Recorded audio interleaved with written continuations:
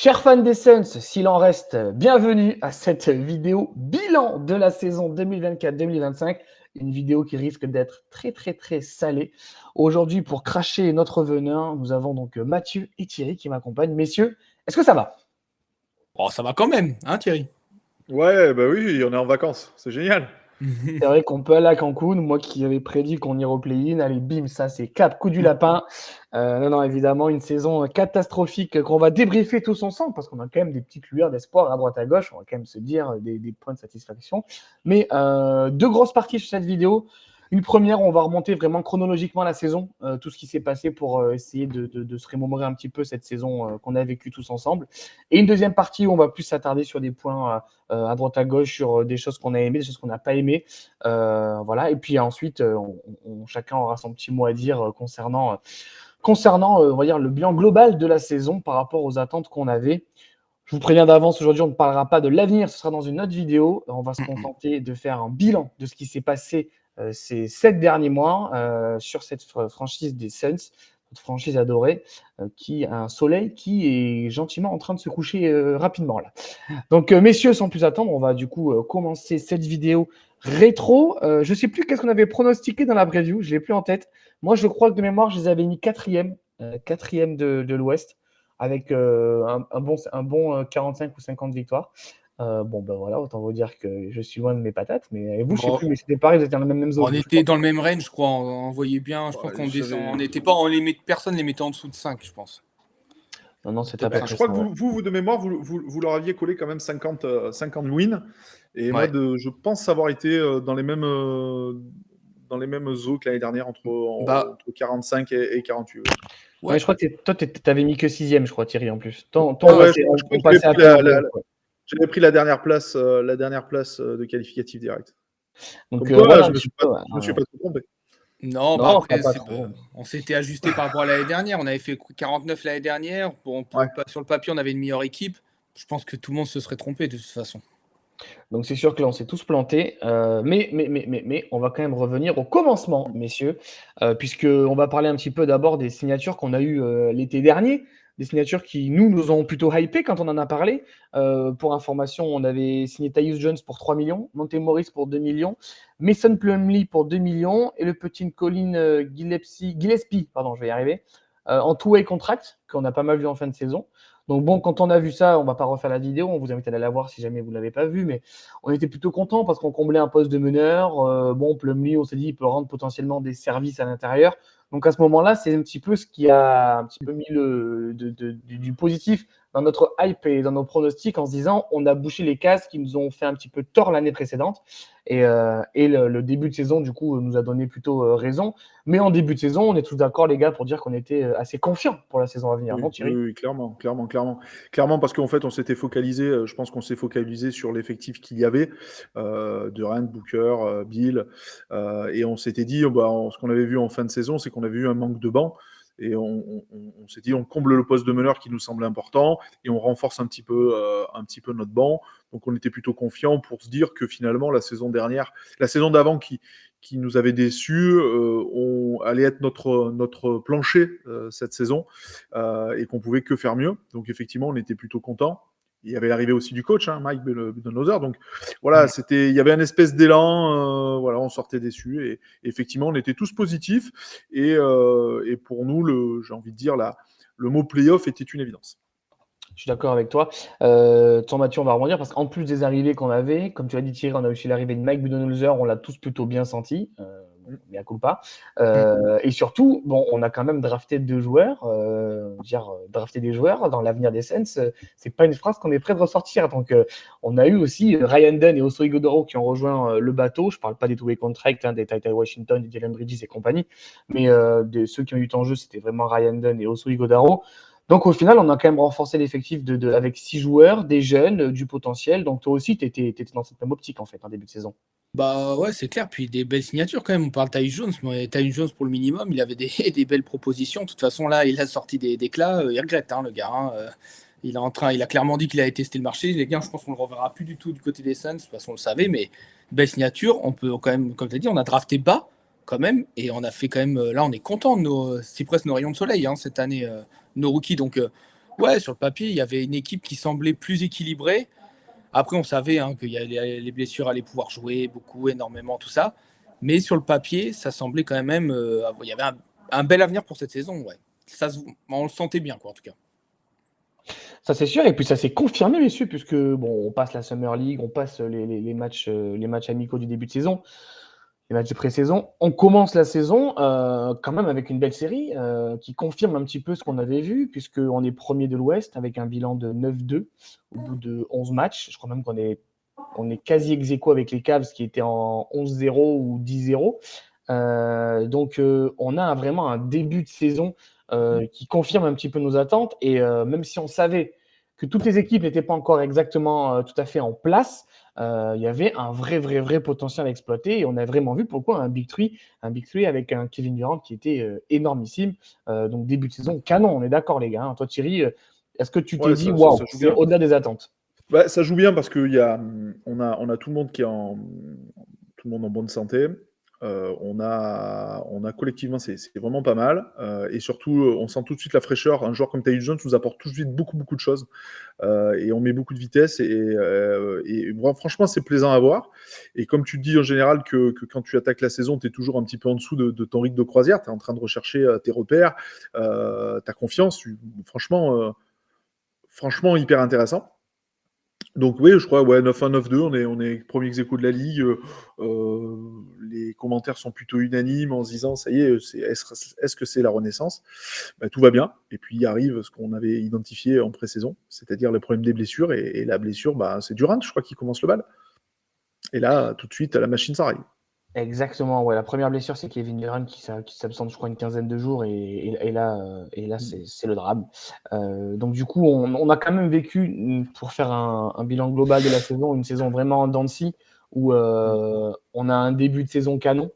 On fait un gros mois de janvier. On a les stats sous les yeux. Donc, un gros début de saison, comme je vous le disais, on était en 9-2.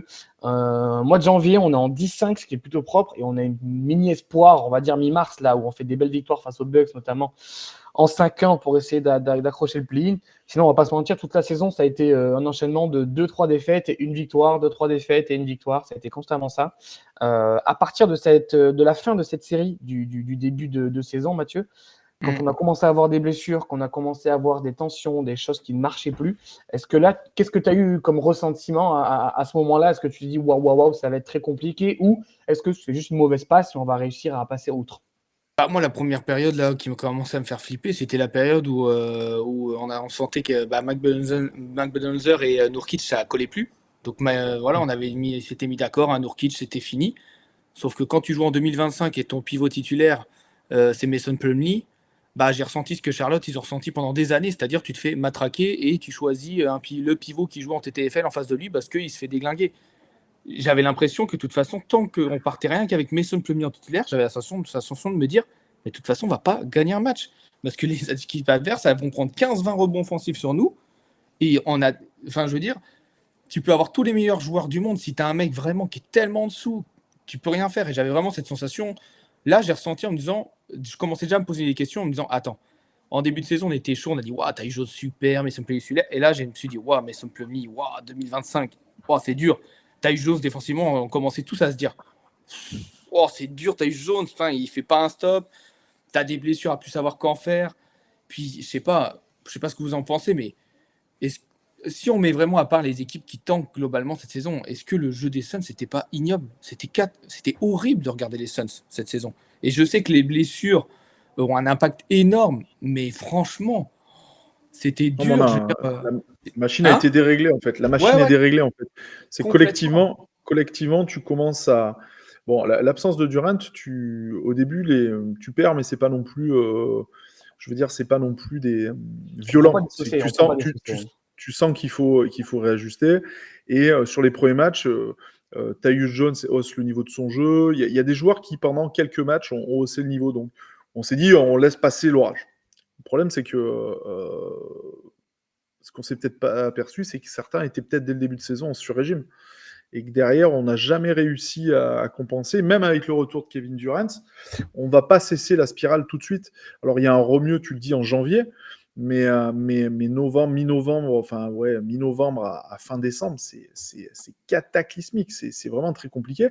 Je crois on fait sur cette période-là 2 séries de 2 victoires. C'est-à-dire qu'on n'arrive pas à enchaîner deux affaires de série.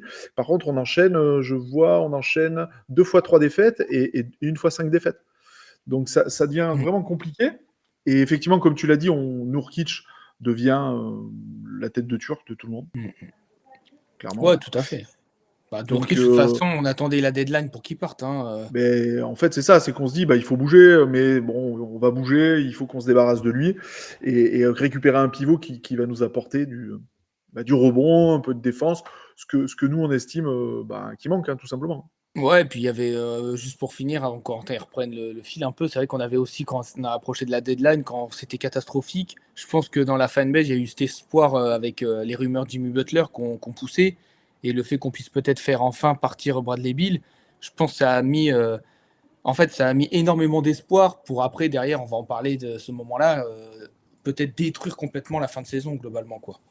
Après, on en reparlera au moment voulu, mais... Ouais, bien sûr, c'est sûr. Mais après, voilà, comme tu dis Thierry, du coup, on a un mois de décembre, novembre qui est compliqué. On fait quand même un joli Christmas Day, parce que si je dis pas de bêtises, on gagne contre Denver avec un match plutôt propre. Donc c'est toujours intéressant sur des matchs importants comme ça. Tu vois, les Martin Luther King Day, les Christmas Day, c'est des matchs importants pour les joueurs. On le gagne. Et derrière, comme tu dis, on arrive au mois de janvier, on fait quand même 10 victoires et 5 défaites sur le mois de janvier, ce qui est propre. Et bon, on se dit, voilà, peut-être que la mauvaise passe, c'est derrière nous qu'on va pouvoir avancer. Et là, on en vient à ce que tu dis, Mathieu, c'est qu'on a trop de carences défensives et on arrive du coup de début février avant la deadline, on se dit, bon, quoi qu'il arrive, il faut bouger. Il faut bouger. Il y avait beaucoup d'espoir sur le fait que Bradley Beal, on veuille le bouger. Évidemment, ça n'a pas fonctionné. Et on va arriver gentiment du coup à cette deadline, sauf si vous avez quelque chose à rajouter avant la deadline. 16 janvier, l'arrivée de Nick Richards, on se débarrasse de Nurkic, on fait venir Nick Richards. Et tout de suite, il nous fait, je crois, un 20-10 sur son premier match, quelque chose comme ça. Ouais, du côté de Détroit, non? Un truc comme ça. Ouais, c'est une bonne question. À Détroit, parce qu'il est face à Jalen Duren. Ouais. Et on se dit, putain, c'est pas... on a le joueur qu'il nous faut. Là, il y a un espèce de petit regain on chasse de motivation, d'espoir. Un petit regain d'espoir. Et effectivement, ça semble coller. Et on se dit que un pivot qui monte au cercle et un peu à la DeAndre Jordan, qui va faire de la stat parce que il y a de l'espace, c'est bien. C'est très court, c'est le temps de l'effet d'un Doliprane. Et tout comme tu le dis, tout de suite, Richards, le problème, c'est qu'il pareil, il a la maladie des os de verre, donc il va très rapidement aussi aller faire des petits stages sur le banc et à l'infirmerie. Et on arrive à cette fameuse deadline. Oui, cette deadline, du coup, juste avant ça, comme tu le dis, du coup, on perd Okogie et un premier tour encore pour récupérer Richards. Et du coup, la deadline, donc. C'est pas un premier tour qu'on envoie. Ah non, c'est 3 seconds tours. On envoie des seconds tours, pas des premiers tours. Oui. Non, le premier tour, c'est après. Et du coup, finalement, arrive la deadline. Tous nos espoirs de Butler s'effondrent quand on le voit signer chez les Warriors. Enfin, à Golden State, pas signé, mais... Elle est dure, cette signature, elle fait mal. Elle fait mal, surtout qu'elle renforce un concurrent direct, en fait, à ce moment-là. Et c'est en ça qu'elle fait mal. Et quand on voit le bien qu'il fait aux Warriors, parce que là, bon courage, on a mis Houston pour les playoffs, tu te dis que l'avoir eu dans ton effectif, peut-être qu'on aurait pas eu la même fin de saison. Ouais. En fait, elle coupe l'herbe sur le pied des Suns. Tu sais qu'au moment où Jimmy Butler part à Golden State, elle est finie, la deadline des Suns. Tu sais qu'il y aura un move. Comme il avait dit Thierry, il a dit qu'il y aura un move aux Suns. Il ne s'est pas trompé. Mais tu savais que ça allait être un move banal. Globalement, on en parlera. Ce move peut être intéressant pour la future en termes de financier. Mais globalement, sur la saison, tu savais que c'était fini. Et c'était fini. Il n'y aurait pas avoir de signature. Et puis là, on va en parler. Mais il y a eu d'autres rumeurs qui sont sorties. Ça a détruit le groupe, quoi. Après, est-ce que vous êtes déçu que Jimmy Butler ne signe pas à ce moment-là, ou est-ce que vous êtes déçu que le fait qu'il ne signe pas, ça signifie surtout qu'on garde Bradley Beal? Parce que ça permet d'escaper un peu le Bradley Beal. Parce que finalement, Jimmy Butler, oui, on aurait eu un autre joueur à la place qui nous aurait permis de le dégager, on aurait été content aussi. Moi, je pense que c'est ça, c'est que ça nous a fait prendre conscience que sans avoir réussi à convaincre Miami de faire venir Butler, ben on perdait la seule chance de pouvoir sortir Bill. Ouais, mais on a pris conscience que Bill allait devenir intransférable à ce moment-là, parce qu'il avait la Oui, version. clairement, parce qu'il a parlé des Bulls et tout, mais après, je pense qu'on s'est fait assommer. On aime bien tous, en France, suivre les 2 dernières heures de la trade deadline, parce que ça, c'est là où ça devient un peu fou. Bah, finalement, nous, on l'a vécu un peu KO, hein, puisqu'on avait fait une vidéo dans la foulée, mais on était assez KO, justement, parce qu'on savait que on allait être spectateur. On a fait un petit move, effectivement, comme tu l'as dit. Il va en parler, Grant. Oui, un petit mot. On s'est quand même débarrassé de Monsieur Youssouf Nurkic, puisqu'on l'a encore avec Charlotte au final. On l'a envoyé à Charlotte contre le petit Martin et Micic qui ne jouera pas. joué. Quasiment pas joué. Martin, petit joueur intéressant, pourquoi pas. Martin. Et on perd quand même encore un premier tour dans l'histoire, juste pour faire. Donc on perd un premier tour, pour résumer, en gros, c'est un move financier, on en a parlé, on a fait une vidéo là-dessus, qui est uniquement fait pour récupérer du cap et baisser d'un apron cet été, ce qui est surtout très intéressant, on va pas se mentir, parce qu'on avait les mains très liées à cette deadline, on ne pouvait rien faire. Là déjà, pour l'été qui arrive, on va se délier un petit peu les mains à ce niveau-là. Concernant Butler, en fait, en termes de fit, en termes de joueurs, moi, où ça m'a mis un coup à la tête, c'est le fit allait beaucoup mieux que Bradley Beal parce que tu le mets en poste 3 à côté de KD, c'était parfait. Bradley Beal, ça a dégagé. 2, du coup, tu renforces ta concurrence avec les Warriors. Mais avec quelques jours de recul derrière, je me suis dit, est-ce que vraiment j'aurais aimé lui filer 120 millions sur 2 ans? Tu vois, c'est ça aussi qui m'a tempéré mon discours à la fin, c'est de me dire, bon, au final, c'est peut-être à moyen terme un mal pour un bien, en mode, tu vois, parce que là, tu repars encore sur un joueur où tu mets 60 patates et ta situation, même si en termes de joueur, c'est un peu plus, ça fit plus sur le terrain, financièrement, ça bouge pas. Donc, c'est pour ça que je m'étais dit, alors peut-être que c'était histoire de me consoler, mais je m'étais dit, voilà, c'est vrai que lui filer 120 millions sur 2 ans, les Warriors, ils font tout pour Stephen Curry, c'est très bien. Est-ce que nous, on aurait eu tout intérêt à faire ça? Je suis pas sûr. Donc voilà, pour le global de la deadline, on a tous vécu une deadline très décevante en tout point, parce qu'on voulait se débarrasser de Bill, on l'a pas fait. On a voulu pouvoir être actif pour avoir une équipe plus compétitive, ça a été pire.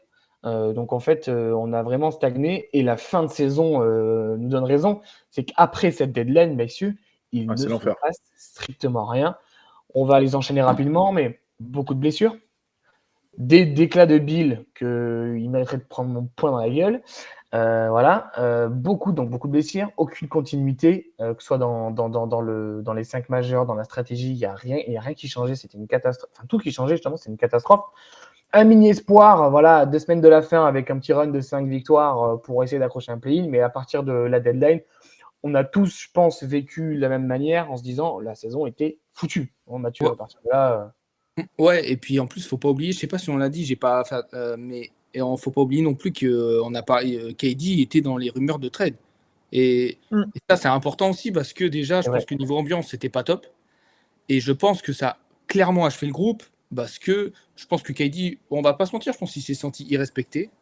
Après, il a voulu aller jusqu'au bout parce que je pense que c'est un gars qui aime bien, je dis pas, il aime pas partir comme ça en cours de saison parce qu'il l'a déjà fait justement pour venir chez nous.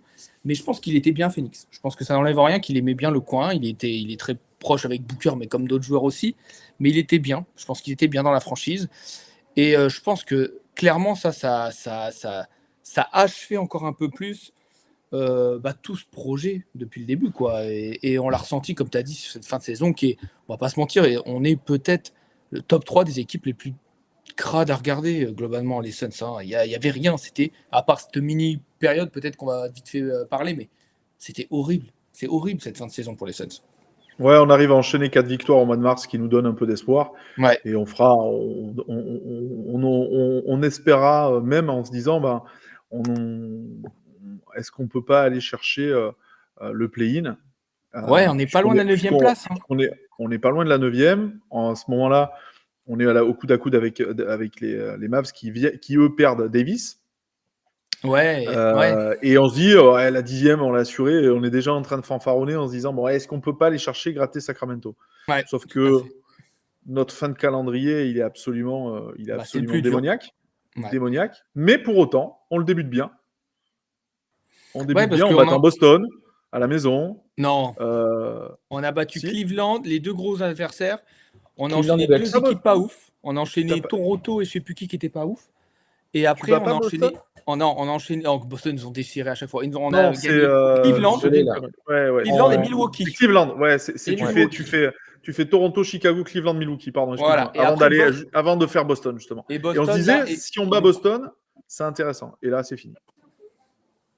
À partir du moment où on a perdu face à Boston, Oui, on a quasiment tout perdu. c'était compliqué. Bon, de toute façon, même nos espoirs étaient quasiment éteints à ce moment-là de la saison. Donc, une saison qui se termine quand même. On va quand même jeter un petit œil au classement final de la saison que vous connaissez évidemment. On termine du coup 11e avec un bilan de 36-46. Pour vous donner une petite comparaison, on a le même bilan quand même que les Blazers et on a seulement 2 victoires d'avance sur les Spurs. Ça pique, hein. Spurs qui jouait sans Wembanyama et sans Fox, donc ça fait mal. Ouais, voilà. Et on est quand même du coup à 3 matchs des Mavs qui sont une dernière place qualificative au play-in. Et du coup 4 des Kings. Et puis après au-dessus, il y a plus de 12 victoires d'écart avec les Grizzlies. Cette conférence Ouest a été impressionnante, hors Suns, hein, je parle, mais impressionnante sur cette fin de saison. Là, c'était un truc de fou. Mais du coup, on est quand même... c'est dingue de se dire que tu as un effectif où dedans tu as KD, Booker et Bill. Tu fais 11e. Tu n'as même pas un bilan à 50%. Tu vas même pas au play-in. Tu n'as pas de draft. Bon, là, à ce moment-là, de toute façon, je pense qu'on était content que la saison s'arrête parce que pour stopper l'hémorragie, quoi. Pour se dire, OK, c'est terminé, on passe à autre chose. Toi, Thierry, quand tu savais qu'on n'était même plus possible de se qualifier au play-in, tu étais peut-être un peu soulagé. Bah, le soulagement, c'est que ça s'arrête. Tu vois, ça, c'est un peu comme quand tu as un proche qui est malade et que tu sais que c'est la fin. Bah, malheureusement, quand ça s'arrête, voilà, il y a une poids sur les épaules. C'est-à-dire que le matin, quand tu es fan et que le matin, tu allumes tes réseaux sociaux ou tu vas sur les sites américains et tu vis l'actualité, à chaque fois, quand tu vois que tu te fais désosser et que tout le monde se fout de ta gueule, c'est dur. C'est dur, elle est dure à passer.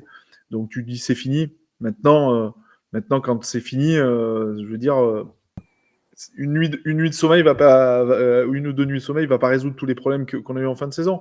Donc, effectivement, très rapidement, tu te dis, bah maintenant, qu'est-ce qui va se passer? De toute façon, on a vu qu'il y a trop de blessés. On l'avait parlé, trop de blessés. Booker manque 7 matchs. Ce qui est beaucoup, mais qui, dans une NBA d'aujourd'hui, entre la que tu fais reposer, ouais, ça reste correct. Mais moi, ça me pose quand même souci, quand même. KD en rate 20. Voilà, c'est son tarot. Il est à peine capable de faire 60 matchs aujourd'hui. Bradley Beal, bah, il fait que 53 matchs. Hein, 29 voilà. matchs. C'est cata. Et après, tu te rends compte que même dans tes joueurs de rotation, tu as Grayson Allen qui rate 20. Beaucoup, ouais. Voilà, Oso Iguodaro bah, était quand même un peu blessé aussi. Ryan Dunn a raté quelques petits matchs par-ci par-là. Mais en fait, on n'a jamais pu avoir tout le monde. En fait, la problématique, c'est que dès que tu récupérais un, il y en a un qui partait. Je pense que Grayson Allen, pour revenir à lui, a bien joué blessé pendant longtemps parce qu'on l'a vu faire des petits allers-retours, mais je pense que il a traîné quelque chose toute la saison. Il y a eu un moment donné où ça s'est mal passé et il n'a jamais été à 100%. Donc c'est assez dur de voir ces mecs-là en difficulté. Donc je pense que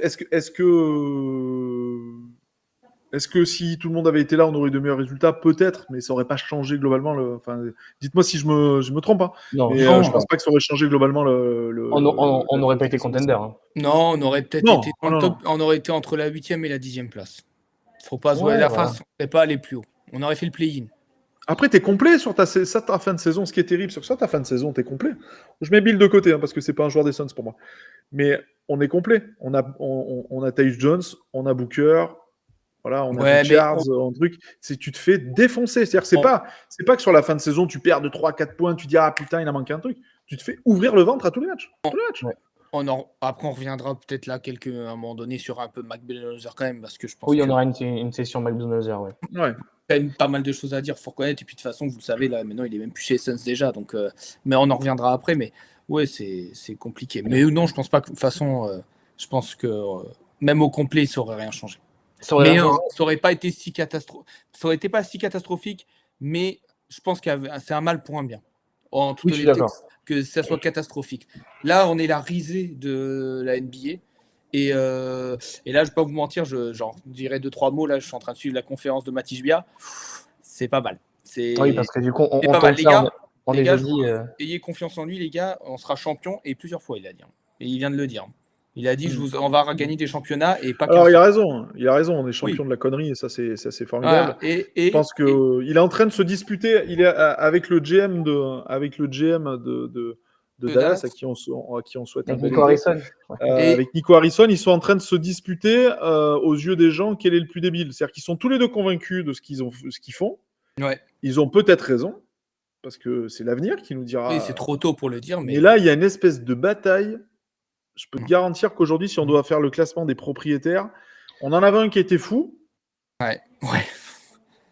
Le nôtre, il se pense visionnaire maintenant, le nouveau. Donc, rendez-vous dans 10 ans. Hein. En tout cas, il dit que il n'a rien. Lui, pour vous dire là, il dit qu'il n'a rien à voir avec le fait que des gars comme KD tout soient venus. C'est-à-dire qu'il n'a jamais mis le nez dans les transferts. C'est-à-dire que lui, il dit, je m'occupe que de l'aspect financier. Il dit, j'ai jamais mis le nez dans les transferts. Genre, il a jamais mis sa patte, le mec. Après, l'aspect financier, il n'est pas très bon, hein, excuse-moi, hein, mais moi, si, j'ai pas besoin de faire les comptes de la franchise pour te dire que l'aspect financier, il n'est pas bon. Hein. Par contre, je vous rassure, les gars, on n'aura pas l'équipe la plus chère l'année prochaine. Là, il l'a fait comprendre que on partira pas. Là, il a compris quand même un peu. Quand même. Là, il a dit. On va se recentrer sur la saison qui est passée, messieurs, du coup. Et pour un petit peu de trois infos globales sur la saison qui a été écoulée. Donc, comme l'a dit Thierry, du coup, Booker qui rate 7 matchs, KD 20, Bradley Beal 29, Grayson Allen 18. Pour un petit peu ensuite alimenter le débat, Mike Budenholzer, on a quand même joué cette saison avec 35 majeurs différents. Ça veut dire que quasiment, j'ai bien quasiment à quelque chose près, un match sur deux, tu n'as jamais le même 5 majeurs. Et après, en termes de stats, on va rien vous mentir, on est quand même sur, paradoxalement, on est la 10e meilleure attaque de NBA avec 116,2 points par match. Mais par contre, là où ça craint, on est tous d'accord, c'est qu'on est la 28e pire défense NBA.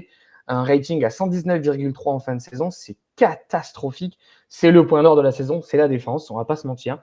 Donc voilà, les grosses stats, c'est ça. C'est offensivement, il n'y avait pas beaucoup de choses, mais avec le talent, tu arrives à être top 10. Défensivement, c'est cataclysmique. Et en même temps, qu'est-ce que tu veux produire comme jeu quand tu fais jouer 35 starting 5 différents sur une saison? C'est un truc de fou. Attends, je dis un truc, je te laisse la main, Thierry. Juste une autre stat qui est intéressante, c'est qu'on est la 3e meilleure équipe au pourcentage à 3 points. Et pourtant, je crois qu'on est une des équipes qui en prend le moins. Rappelons quand même qu'en début de saison, dès qu'on a eu Budenholzer qui a signé, le but c'était de shooter à 3. Je veux dire, même le plan de départ, il n'a jamais été respecté. C'est-à-dire qu'il n'a jamais été mis en place. Donc il y a des stats. Là, ces stats-là sont folles quand même quand tu regardes cette saison des Suns. Vas-y Thierry, tu voulais dire quelque chose, je crois. À votre avis, fixez l'écran. Combien de joueurs on a utilisé cette saison? Combien? Oh, bah on a. Attends, j'adore ces jeux. L'autre, ça y est, il est emballé comme un gamin. L'autre. Combien on a utilisé de joueurs? 16. En sachant qu'on a eu des transferts du coup. Oui. Franchement, tu sais quoi, j'ai vu, parce qu'on a fait des jeunes et tout, tu sais quoi, 32 joueurs. 32, mais non. Non, mais on est quoi, la vingtaine? Non, plus. C'est les Spurs qui ont utilisé. Ouais, 20. Plus que 20. 20 joueurs. Moi, j'aurais dit beaucoup plus. Hein. Et en fait, on a utilisé que 20 joueurs. On a tourné à peu près avec tout ce qu'on avait. On a utilisé, tu sais, nos joueurs de G-League. Genre Ty Washington, il est passé par-ci par-là. Jalen Bridges, qu'on a très peu vu. Je pense que beaucoup ne le connaissent même pas quasiment. Il est passé par-ci par-là. Franchement, on a fait. Mais non, on a tourné avec.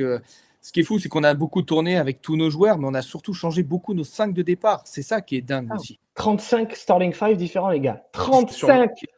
Et sur 20 joueurs, hein, c'est pas énorme. Hein. Honnêtement. Voilà, c'est ça. C'est-à-dire qu'il a vraiment pas énorme. Il a vraiment testé beaucoup de choses. Mais là, on en reviendra. On l'a dit, Mike Budenholzer, on parlera après, mais il y a quand même pas mal de choses à dire. Mais ouais, mais de toute façon, cette saison, elle est, comme tu dis, c'est des montagnes russes, mais même dans tout. C'est-à-dire les stats, on comprend pas. Il y a des moments où on shootait beaucoup à 3. Il y a des matchs où on shootait 40 tirs à 3 points. Le match d'après, on en prenait 20. Ça n'avait aucun sens. Le jeu, il n'était pas pareil. Les matchs, en défaite, des victoires, défaites, c'était ça. Les 5 de départ. Est-ce qu'il y a plus montagne russe que nos 5 de départ toute la saison? Alors oui, tu t'adaptes. Tu t'adaptes. Hein. Je comprends, Mike Budenholzer, tu t'adaptes aux blessures. Mais à un moment donné, il n'y a même plus de l'adaptation. À un moment donné, on reviendra quand on parlera de Budenholzer. Il y a des choix, c'est incompréhensible. Et je pense honnêtement, quand tu vois là les sorties après que Budenholzer a été viré, je pense que même les joueurs entre eux, ils étaient genre, ils comprennent pas quoi. Honnêtement, ils comprenaient pas. Je pense qu'à un moment donné, ils sont tous regardés genre, ok, on fait ce que tu dis, mais ça n'a aucun sens quoi. Bon les gars, on va avancer tranquillement du coup un petit peu sur. Moi je vous propose de garder le positif pour la fin, pour qu'on finisse sur une bonne note quand même la vidéo. Ouais, parce que sinon on va tous finir KO. On va quand même parler un petit peu des points négatifs de cette saison. On va surtout en traiter deux gros. Le premier qui va être Bradley Beal. Et ensuite le deuxième qui sera l'un des plus gros dossiers à mon avis, le cas de Mike Budenholzer. Ensuite, s'il y aura des petits trucs à gauche, on se les citera entre nous. On va commencer par le cas Bradley Beal, messieurs. Bradley Beal, le joueur qui a manqué le plus de matchs cette saison au Suns, il a joué seulement les 2 tiers de la saison, à quelque chose près. Voilà. Un joueur qui n'a jamais trouvé sa place, on va pas se mentir, mais en même temps, j'ai l'impression, n'a pas fait grand-chose pour essayer de la trouver non plus. Un mec qui est là juste pour prendre ses millions, un mec qui ne respecte pas forcément ce sport, ni sa fanbase, ni la franchise de Phoenix, ni son maillot. Moi, je n'irai pas à dire que c'est ma plus grosse déception parce que je n'avais pas non plus énormément d'attentes sur ce joueur. En revanche, là où c'est pour moi l'un des plus gros flops de la saison, c'est dans son impact en fait. Et je veux dire, aujourd'hui, sur un terrain, tu me mettais Ryan Dunn ou parfois Grayson Allen, j'étais beaucoup plus content de le voir que Bradley Beal. Alors, beaucoup de blessures, tantôt titulaire, tantôt 6e homme.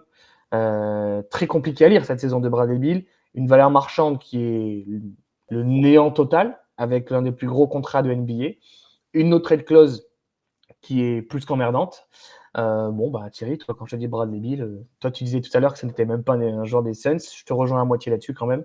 Donc, sur une saison qui est catastrophique, quoi. Moi, ça va faire 30 ans que je suis les Suns. Et si je prends le facteur sportif, contractuel, effectivement, la déclaration, tout ce que je vois, enfin, si je prends vraiment tous les facteurs, en 30 ans, c'est le pire mouvement et le pire acquisition que j'ai vu à Phoenix. C'est un scandale. C'est absolument scandaleux. Son attitude, je l'ai défendu au départ parce que je pensais vraiment, je me suis dit, c'est un gars qui pendant 2-3 ans a très peu joué, enfin vraiment des saisons hachées. Il a dû faire, je ne sais même pas s'il a fait 60 matchs en 3 ans à Washington, enfin ça a été une galère. Et c'est un talentueux. Et je me suis dit, quand il vient, il va falloir un an. En général, on dit qu'il faut autant de temps pour revenir à ton meilleur niveau que de temps où tu as été absent. Et lui, on peut quasiment dire qu'il avait fait une saison, un an blanc. Donc voilà, j'ai voulu y croire. De la saison dernière, j'avais vu quelques trucs et en début de saison, voilà, il était plus fit, il semblait s'envoyer des missions un peu plus défensives, un peu plus intéressantes. Voilà, j'y ai cru.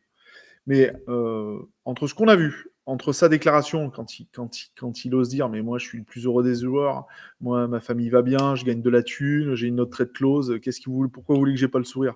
Ça déjà pour moi c'était vraiment le point. Je pense que ça méritait un licenciement. Hein. Je pense que si tu as cette impertinence-là devant ton patron lundi matin, je pense qu'il te monte la porte, peu importe qui tu es dans l'entreprise. Ça, et puis sa déclaration-là où on apprend que le coach, lorsqu'il arrive, lui dit qu'il a envie d'en faire son Holiday, c'est-à-dire quoi, son premier élément défensif, un joueur qui va mettre une pression défensive et qui va être en attaque, pas la première attaque, mais Holiday quand même, trompez-moi, c'est entre 2 et 3 options, c'est-à-dire qu'il y a Giannis, et après ça s'alterne Middleton et Holiday. Mais moi, demain, c'est quand même un peu intéressant ce qu'il voulait en faire. C'est vrai que c'est pas un meneur de métier, mais c'est quand même intéressant. J'ai envie de te faire le leader de défensif de cette équipe, j'ai envie que tu sois important. Et lui, il prend ça pour une marque de respect. Oh, t'es payé? T'es payé, on est d'accord, t'es payé pour jouer. Donc t'es aussi payé pour on t'a pas dit tu vas être au bout du banc et tu viendras faire le garbage. Mais juste quand on va pouvoir supporter ces choses-là? Bradley Beal est le pire joueur que j'ai vu, tout compris, au sein des Suns. Et pourtant, on en a eu des tocards. Mais lui, c'est un gros tocard. Comment on devant peut Dragan Bender. Devant Dragan Bender, c'est le talent qui fait la différence. Bradley Beal, moi, alors, franchement... C'est une horreur. Comment ces déclarations-là, les gars? Mais putain, on a eu les frères Maurice quand même, les gars. On en a eu des barjots. Mais là, il est devant. Ouais. Moi, je vais être honnête. Je suis... alors, Bradley Beal, je ne reviendrai pas dessus. Sur tout ce que tu as dit, tu as raison, Thierry. Et sur sa déclat, là, comme tu as dit, quand il a dit qu'il était heureux et tout. Moi, j'avoue, sur la déclat, quand il dit oui, quand il lui a dit je veux que tu sois un peu comme Jrue Holiday, et il a dit moi, je ne suis pas Jrue Holiday, je vais pas faire genre. Je trouve ça, oui, moi aussi, je trouve ça fou. Mais aujourd'hui, je pense qu'il faut se rendre compte. On tombe beaucoup sur Bradley Beal, c'est la période, mais je pense qu'aujourd'hui, tu prends les 3 quarts des joueurs NBA et tu leur dis tu veux que tu sois tel joueur. qui est toujours un joueur aujourd'hui, je pense que les 3/4 ils vont te dire non. Tu vois. Ouais, Je mais pense que les l'ego, 3/4 ouais, mais aujourd'hui, l'ego. c'est de l'ego. Mais les gars, on parle de gars multimillionnaires. Je pense qu'il faut se rendre compte qu'aussi, nous, on est dans notre bulle parce que nous, on le ferait. On dirait, nous, ça nous paraît très normal. Je pense qu'aujourd'hui, tu vas voir, je sais pas, tu vas voir. Je sais pas, j'ai pas d'idée en tête là, mais tu peux tu prends pas Jimmy Butler, c'est un mauvais. Parce que Jimmy Butler, lui, s'y donne. Mais je sais pas, je suis sûr aujourd'hui, tu prends des gars comme Jalen Green, et pourtant c'est un jeune. Et je pense que c'est des gars, tu leur dis, moi je veux que tu joues défensif comme l'autre. Je pense que c'est des gars, ils te disent, mais attends, mais regarde-moi bien, je suis Jalen Green, je suis un attaquant, genre, tu me compares pas avec ce gars-là. Je pense que c'est le monde dans lequel. Je Ouais, pense que mais tous ces joueurs-là le sont, globalement. Je alors, me trompe peut-être. on Je n'a me pas la trompe peut-être. retranscription, on n'a pas la Oui. retranscription exactement de ce qui s'est dit. Mais aujourd'hui, si on se fie à ça, ça veut dire quoi? Ça veut dire que je vais te faire toi de mon leader de défense, en tout Mm. cas le premier rempart, Mm. parce que tu veux cohabiter avec Devin Booker. Et on peut vous faire cohabiter que sur les postes 1-2. Donc je vais te faire ça. Et coupez-moi si je me trompe. Jrue Holiday, c'est le gars qui a transformé Milwaukee, qui en a fait Ouais. un contender en un champion. Tout Et, à fait. pareil. Jrue Holiday, quand je regarde ses doigts, je vois 2 bagues, non? C'est ça? Au moment de la discussion, il a bien 2 bagues. Ouais, C'est quand peut-être même une bien. troisième cette année. Hein. C'est bien celui aussi qui transforme et qui est le facteur, le degré pour arriver avec le bout, à 100 degrés, qui permet aux Celtics de gagner quand même. Parce qu'ils avaient une top team juste à côté. Et c'est pas un peintre en bâtiment. Non, tout à fait. Je veux dire l'image, je pense qu'il y a une image, il y a une transposition. Ce qu'il voulait lui expliquer, c'est qu'il allait lui donner le rôle qui allait faire que les Suns allaient passer le cap. Et il peut parler d'un joueur qu'il a eu parce qu'il l'a déjà fait ce truc-là. Non, mais les gars, mais à un moment donné, je veux dire, il lui aurait dit quoi? Je te ferai. Les gars, il y a un grand joueur, je vais vous donner un petit. Il y a un très grand joueur, un très grand scoreur, qui était un poste 2 et qui un jour arrive aux Bulls de Chicago, qui s'appelle Ron Harper.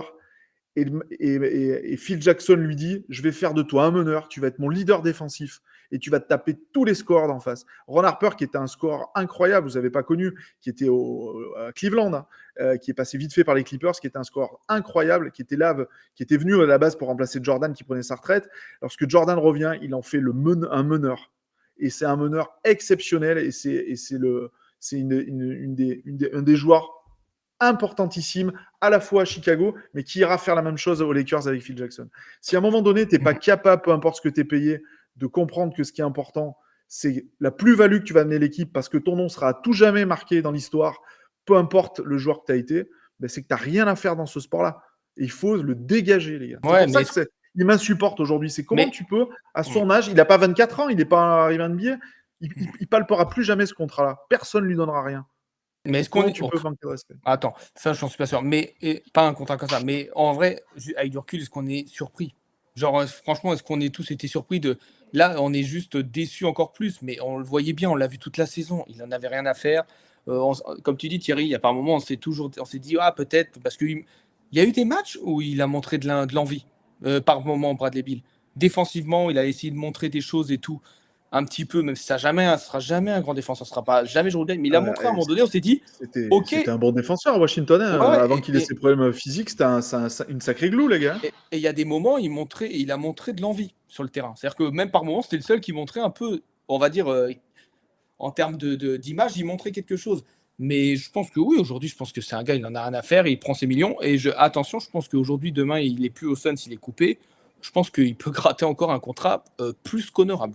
Je pense. Hein. Ouais, je demande à voir ça. Ah ouais, bah ouais. Moi, je pense qu'il est capable de gratter des 15-20 millions encore sur une saison. Je pense qu'il y a des équipes en 6e homme, Bradley Beal, ils sont prêts à lui mettre un bon tarot. Après, on n'en parle pas de ça, mais oui, Bradley Beal, c'est la confirmation de ce qu'on commençait à sentir déjà l'année dernière avec les blessures. Mais là, il y a eu, au-delà des blessures qui étaient catastrophiques, donc ça quand même sans cesse, hein, c'est son comportement qui a achevé aussi les Suns. Bon, là, on s'est dit, comme vous l'avez dit, ok, ce gars-là, c'est fini, on est bloqué. Mais moi, je reviendrai toujours. Moi, ce que je critique pas, c'est pas la signature de Bradley Beal hein, pour les Suns. Hein. Pourquoi pas, tu tentes un coup. Moi, je comprends pas surtout, c'est comment tu peux faire signer Bradley Beal avec, en plus, on a filé de la cam des premiers tours de qualité. Comment tu peux le signer sans lui faire enlever sa no trade clause? Comment tu peux négocier ça aujourd'hui? Aujourd'hui, tu le signes, tu lui aurais dit, tu enlèves ta no trade clause, mais il l'aurait accepté, les gars. Je suis sûr qu'il aurait dit oui, parce qu'il aurait dit, bah ouais, je vais avec Kevin Durant et Devin Booker, gros, on va gagner un titre. même pas Moi, capable je de suis négocier même, ça. je suis même pas sûr parce qu'on s'est tellement prostitué que je pense que Ouais, non, mais on lui a montré que. oui, Moi, je sais on pas. a tout offert. Je sais pas. Mais je veux dire, c'est au-delà, c'est un move quand même. Comment c'est possible? Comment tu peux accepter? On est tout le temps en train de le dire. La NBA, c'est en grande partie aussi, au-delà du sport, du business. Mais attends, mais même en business, on vaut rien en fait. On est nul. On est l'équipe que pendant des années, on est ce genre d'équipe que, tu sais, chaque année, quand tu arrives à la deadline, tu sais, les journalistes, ils disent bon, il y a sûrement moyen d'entuber les Suns. Tu sais, vraiment, Ouais, on est un l'équipe bon qui pigeon, gagne, quoi. quoi. Et ça, et Ouais. est-ce que aujourd'hui, c'est pas aussi l'un des pires transferts de la NBA d'avoir fait venir De notre Bradley histoire, Beal? certainement. De la NBA, Mais si on fait un top 10, ouais, c'est crado. Mais oui, c'est catastrophique. Toi, qu'est-ce que t'en penses, Corentin? Bradley Beal, c'est pas grand-chose à rajouter, je pense. Après, bon, je veux dire, sportivement, ça ne fit pas, on le savait dès que Ouais. le trade a été annoncé. Donc, moi, j'ai pas de problème avec ça parce que je comprends pas comment les mecs ont pu se dire ça va fitter. Je sais pas. Moi, je suis un pauvre mec dans mon salon. J'ai quasiment jamais mis les pieds sur un terrain de basket. Je suis fan. Tu vois, d'une équipe NBA, je le vois que ça fit pas. Tu vois, je le vois. Et j'ai pas d'expérience énorme en termes de basket. Comment des mecs qui gèrent des franchises sont capables de faire ça? Ça, je comprends pas. Sportivement, je m'y attendais. Donc, je dirais pas que je suis déçu parce qu'en même temps, il était tout le temps blessé. Bon, voilà, on savait. Le seul problème qu'on avait, c'est que financièrement, ça pesait trop. Donc, tu peux rien faire. Et moi, ce qui m'a vraiment dérangé, comme tu disais, c'est son comportement. C'est un comportement que ça m'a dérangé. Parce qu'à la limite, il avait fait une saison, mais il était comme ça sportivement, en termes de stats, en termes d'impact, il était comme il a fait là. Mais que, il se faisait tout petit, fermait sa gueule et il restait dans son coin. Et tu vois, tu dis, bon, qu'est-ce que tu veux? Il est là, c'est chiant. Moi, je l'ai vraiment vécu comme si on m'avait craché la gueule, quoi. Je le dis franchement, je l'ai vécu comme ça. Et ce mec-là, je suis même déçu qu'il n'y ait pas de sanction, en fait, tu vois. Pour moi, je l'aurais même pas refait jouer de la saison. Tu vois, il est revenu sur une c'est grosse clair, je période, suis là. d'accord avec toi. Je Mais l'aurais même pas refait de la jouer, ouais, jouer de mais la saison. il Après, ouais. Vas-y, Corentin, pardon. de toute façon, pourquoi? Le faire jouer pourquoi? Pour Ah lui donner de oui, la oui. valeur, mais le donner de la valeur, personne n'en veut. Donc on s'en fout de donner de la valeur. De toute façon, ce mec-là, Ouais. voilà, je veux dire, quitte à te l'avoir dans le truc, dans les pattes, mais tu sais quoi, je mets des jeunes. Tu veux faire le mariole, et tu sais quoi, mais il vient même pas au stade, il vient même pas au match. Reste chez toi, pendant 3 ans, si tu veux, je m'en fous, reste chez toi. Et puis, n'aie aucun lien avec la franchise. Tu as des jeunes qui ont envie, qui vont se battre, voilà, tu vois. Et à un moment donné, c'est ça, c'est genre de situation qui aurait dû amener à des sanctions. Il se marre à la fin des matchs. Il se Quand il tape va des barres checker avec. les adversaires, il se marre. Moi, ça me casse les pieds, les gars. Mais j'ai l'impression Putain, qu'il est à l'Ops Factory, le mec, quoi. Tu vois ce que je veux dire? Attends, t'as pas vu, rien à voir, mais t'as pas vu Malik Monk hier soir, hein, parce que Malik Monk, hier soir, ils se sont fait déglinguer les Sacramento au play-in. Le gars, il se tape une barre sur le banc, je suis genre. Mais les gars, franchement, on va pas se mentir, il y en a beaucoup, ils en ont rien à foutre. Franchement, on va pas faire commencer. Oh, mais Mais ils sont Moi, je beaucoup. suis perdus, ils sont dans leur halluciné bulle. par le nombre Ils sont dans leur monde. de joueurs qui ne respectent rien. Vraiment, Je, je, c'est je, je- vraiment un autre monde, quoi. je vais faire, ouais, je vais faire une comparaison. Ce genre de comportement, en Europe, mon gars, en Euroleague, le mec, je peux dire qu'il est pas prêt de trouver un club. Mm. Parce que t'imagines là, mais tu vois, je sais pas, genre peu importe, à l'Olympiakos par exemple, tu vois, t'as un comportement comme ça là. Puis les fanbases là-bas, ça déconne pas, hein. Mon pote, Ah ouais. il rentre pas chez lui, hein. Il rentre pas chez lui, hein. Ça, voilà. Et je trouve que c'est là où moi ça m'a dérangé Bradley Beal. Et de toute manière, comme on dit, on en reviendra plus tard sur notre vidéo, mais ça va sûrement être un buy-out ou un truc réparti sur plusieurs années. Il va nous coûter encore une blinde. Mais c'est voilà, c'est une catastrophe. On va basculer, messieurs, sur le sujet Mike Budenholzer. Mike Budenholzer, du coup, qui avait signé un contrat de 5 ans à 50 millions de dollars. Voilà, donc il aura fait une année avant de se faire virer en fin de saison. Qui est arrivé dans la franchise avec un projet de jeu. Nous, franchement, on y croyait. On savait que ça allait être énormément axé sur du tir à 3 points, beaucoup de jeux offensifs. Voilà, et on sait souvent que, notamment, comme il était chez les Bucks, il avait un gros ancrage défensif. Bon, moi, j'ai ressenti je lui en veux qu'à moitié, en fait, à Budenholzer, parce que oui, ça n'a pas marché, mais je trouve que c'est pas que sa faute. Je pense que c'est aussi la faute des joueurs, c'est la faute du front office, c'est la faute un petit peu de tout, des blessures. Il n'a jamais pu installer quoi que ce soit. Finalement, on a fait mieux avec avec Frank Vogel, pardon, avec Frank Vogel. Donc Budenholzer, oui, déçu. Logique qu'il parte, même si ça va coûter encore très cher. Mais une fois de plus, en termes de stabilité, les gars, ça va être compliqué pour la suite. Sur cette saison, toi Thierry, Mike Budenholzer, t'en as pensé quoi? Est-ce que tu as compris ce qu'il voulait mettre en place? Est-ce que tu lui as attribué une grosse partie de la déception de cette année ou justement tu as un discours un peu plus partagé? Ah, moi, j'étais hypé de ouf, hein, quand il est arrivé parce que j'étais persuadé que c'était l'élément. En fait, il y avait plein d'indicateurs. J'adorais le coach, j'aimais le travail qu'il a fait. Il avait eu le temps de souffler pendant presque 18 mois. Le gars, il est de l'Arizona. Ouais, j'étais plutôt. Enfin, moi, j'aimais bien voir les Bucks jouer. Alors, on n'a pas les mêmes profils de joueurs, donc ça, c'est une autre question. Mais non, moi, j'étais très, très content. J'étais plus sceptique sur le staff. On avait fait une vidéo, j'étais quand même assez sceptique. Beaucoup de, joueurs, de gens qui n'avaient jamais vraiment eu des rôles. Et j'ai une petite allergie, comme les New-Yorkais, à David Fisdale. Donc ça, c'était un peu voilà, ce problème. Mais bon, tu te dis quand même, j'ai passé des années sans m'intéresser au coaching staff, donc forcément, à un moment donné, j'ai dit on roule. Et puis effectivement, j'ai l'impression qu'à un moment donné, il a basculé. J'ai vu un gars dépressif. Le langage corporel, le body language. J'ai l'impression d'un gars qui a pris 10 ans. Vous l'avez vu en fin de saison. Il est. Il a perdu du poids. Il a perdu beaucoup de poids. Ouais, enfin, il y a un truc, hein, et je pense qu'il a été atteint. Donc, si tu veux, pour répondre à ta question, je suis déçu parce que moi-même, il a mis beaucoup d'espoir, mais c'est propre à moi. Et je lui impute une partie de la responsabilité parce que ses choix, j'ai jamais. À partir du moment où on a eu des blessures et qu'il a cherché des choses, j'ai jamais compris en fait ses choix. Et je lui tirerai pas la pierre, c'est-à-dire je lui ferai pas un procès comme je le fais à Bradley Beal. Il a essayé, c'est manqué. Je lui souhaite de rebondir parce que j'ai pas envie que Mike Budenholzer, ça soit la dernière image qu'il laisse aux gens en NBA parce que je pense que c'est un vrai bon coach. C'était seulement pas le coach pour avoir ça. Je pense que les joueurs lui ont pas laissé beaucoup aussi de chance. Je pense que à partir du moment où ils ont pris la décision de le lâcher, ils l'ont vraiment lâché. Parce que les derniers matchs, ça ressemble à rien. Le dernier mois, c'est un truc de fou. Quand il arrive en conférence de presse, Mike, sur les derniers matchs, l'avant-dernier match, quand on gagne face à Washington, face à San Antonio, même quand on gagne, il est usé, épuisé. Alors, est-ce que son staff ne l'a pas soutenu, enfin en tout cas n'a pas fait le job et lui a laissé prendre tout dans la gueule? Est-ce que les joueurs ont été rigolos avec lui? Est-ce qu'au-dessus, le GM, le proprio, est-ce qu'ils ont tenu leurs engagements? On ne le saura jamais, ou on le saura dans longtemps. Mais moi, j'ai envie de lui dire de bien se reposer. Parce que je pense qu'il doit être, je pense que là ça va être dur à digérer ça, et comme l'a dit, pas de stabilité, donc bon courage pour celui qui arrive derrière.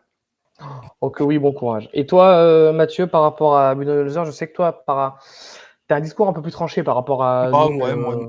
Moi, il m'a déçu. Moi. Et t'as décidé de foutre. Ouais, moi, j'ai pas compris plusieurs fois. Alors, il était sûrement perdu, mais il y a des choix, j'ai pas compris. Quand en début de saison, il met Ryan Dunn et d'un coup il disparaît, il y a eu pas mal d'échos qui sont ressortis aujourd'hui où apparemment les joueurs, même entre eux, ils étaient genre mais pourquoi quoi? Enfin, ils ont pas compris. Je veux dire, ce move-là, le fait qu'à un moment donné Ryan Dunn soit sorti complètement des rotations et qu'il ne plus jouer, apparemment c'est remonté un petit peu en disant les joueurs n'ont pas compris.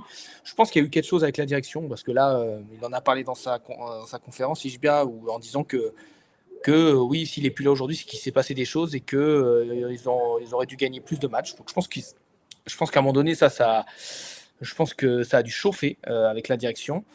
Et puis je pense que, peut-être je me trompe, mais je pense qu'il avait sa vision du coaching, c'est-à-dire sa façon d'être avec les joueurs, parler, tout ça, la communication. Je pense qu'elle n'était pas bonne. Je pense pas quand je dis qu'elle n'était pas bonne, je pense pas que sa communication est mauvaise, mais je pense qu'il n'a pas il n'avait pas les joueurs qui lui convenaient. On l'a vu avec Bradley Beal, mais il y a eu avec Nurkic aussi. Je suis pas sûr je pense que les joueurs n'ont peut-être pas toujours compris aussi son choix de mettre Nurkic de côté. Alors Nurkic, il nous gonflait. Début de saison, il est ignoble. Nurkic, je reviens pas dessus. Mais je pense que Nurkic, c'était un gars qui était aimé quand même du vestiaire. Et je pense qu'en toute honnêteté, je pense que les joueurs, ils ont fait face, mais je pense qu'en fait, depuis, ça faisait un bon paquet de moments qu'en fait, ils en avaient. Je pense que ça marchait plus avec Mike Budenholzer. Et moi, moi, il m'a déçu. C'est-à-dire que moi, je lui en veux pas, Mike Budenholzer. Il a sa part de faute, c'est sûr. Mais honnêtement, je suis comme tout le monde. T'as Mike Budenholzer qui arrive, ouais, t'attends quelque chose de sympa. Et je trouve que ça s'est jamais ressenti. Et je trouve qu'en plus, à un moment donné, c'est pas. Je pense qu'on en revient. À un moment donné, il a fait des choix, des trucs. Franchement, c'est tous poser des questions. Ils envoient. Mais qu'est-ce que c'est que ce délire, quoi? Qu'est-ce que c'est que ces équipes? Qu'est-ce qui nous met sur le terrain? À un moment donné, on s'est dit, mais attends, mais ça, genre, le mec est en roue libre, quoi. Il est totalement en roue libre et en plus, ça en avait encore plus de faiblesse quand à la fin de saison, il met Ryan Dunn. Clairement, quand à un moment donné, il met Ryan Dunn, quand on est sur une série, on gagne des victoires, on va pas se mentir, quand tu vois ça à ce moment donné de la saison, sachant qu'il n'y avait aucune rumeur qui est sortie sur Ryan Dunn de la saison, c'est-à-dire qu'il n'y a pas eu de blessure, il n'y a pas eu de mauvais comportement, donc c'est-à-dire que là, aujourd'hui, il n'y a rien, et qu'à un moment donné, quand il remet Ryan Dunn, on est en train de se dire, attends, mais mec, ça fait combien de matchs qu'il joue 30 secondes, là, tu le remets, l'équipe, elle marche mieux, genre. Après, est-ce que tu n'as pas touché un ego? Est-ce qu'il n'y a pas des joueurs qui en jouent en moins parce que Ryan Dunn prenait du temps de jeu?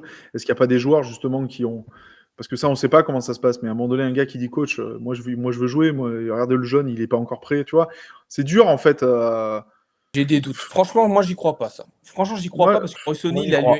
un rôle chelou toute la saison. moi j'y crois. Moi, je crois qu'il y a eu. Moi, je crois qu'il y a un groupe qui était malsain. Il y a des Ouais, ah trucs. non. Enfin, Ah, je quand dis tu as pas des ça. mauvais résultats comme ça divise énormément. Et tu as ceux qui vont parler et tu as ceux qui murmurent aux oreilles. Tu sais, les petites voix. Il y a toujours des joueurs qui sont très forts pour ça. Ah non, mais le groupe est malsain et encore une fois, par contre, ça n'enlève rien. Je pense qu'aujourd'hui, tu mets n'importe quel coach en début de saison aujourd'hui avec ce même groupe.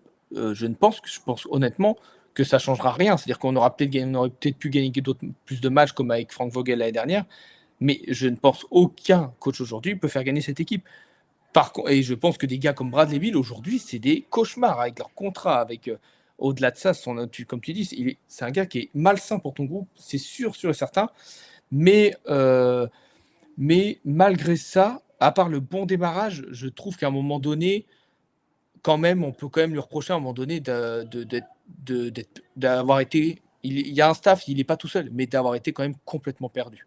C'est-à-dire en plein milieu de saison, avec les blessures et tout, il a fait des choix. Je suis désolé, mais quand nous, amateurs de basket, on regarde et on se rend compte de certaines choses et on se dit mais pourquoi il n'a pas mis lui, pourquoi il n'a pas mis lui, et quand il les met, on gagne un mois après, bah, en fait c'est mieux. Je suis désolé, c'est qu'à un moment donné, il y a un problème. Il y a un problème où vraiment il y a eu quelque chose à l'intérieur, on n'a pas compris, tu vois. Mais aujourd'hui, je suis désolé, si Ross O'Neal, parce que il met son 5 de départ, Bradley Beal, Booker, KD, ils sont intouchables, et le pivot. Mais c'est qui le mec, excuse-moi, mais qui est le mec qui a un statut qui peut se plaindre que Ryan joue au poste 3-4 Royce O'Neal. Mais on peut en parler longtemps de sa saison avec Royce O'Neal. Il a fait ce qu'il a pu, mais globalement, je veux dire, Royce O'Neal, c'est un gars de bout de banc aujourd'hui en NBA. Ou à rotation de banc, mais avec peu de temps de jeu. Je suis désolé, mais moi, ce que j'ai vu, Royce O'Neal, il m'a déçu, quoi. Et si c'est Royce O'Neal qui est venu dire oui, je comprends pas pourquoi Ryan Dunn il joue plus que moi, genre. Mais Ryan Dunn aujourd'hui, je suis désolé, à part offensivement et encore, mais Ryan Dunn il est meilleur que toi aujourd'hui au vu de la saison qu'il a fait que Royce O'Neal. Je suis désolé, non, j'adore Mike Budenholzer, le coach. Je l'aime encore plus quand il était à Atlanta. Mais là, cette année, non. Non, franchement, non. Je pense que c'est surtout son discours avec les joueurs qui n'a pas du tout fonctionné. Et je pense qu'il a voulu appliquer la même chose qu'il a fait à Milwaukee. Sauf qu'en fait, t'as pas Chris Middleton, pas Jrue Holiday en face de toi, quoi. T'as des Et pas Giannis. superstars qui ont T'as surtout pas Yanis. T'as surtout pas Yanis. T'as pas Yanis le joueur, mais au-delà de ça, Jrue Holiday, je pense que demain, il lui dit le même discours, vas-y, bats-toi, des choses, ça va passer. Je pense qu'aujourd'hui, on l'a vu toute la Il faut des saison. soldats. Il Avec faut des KD sur le soldats. Il y en banc, a pas. combien de fois ils sont frités avec KD sur le banc? C'est pas Ouais. anodin, quoi. Donc je pense que tout simplement, son discours n'est pas passé.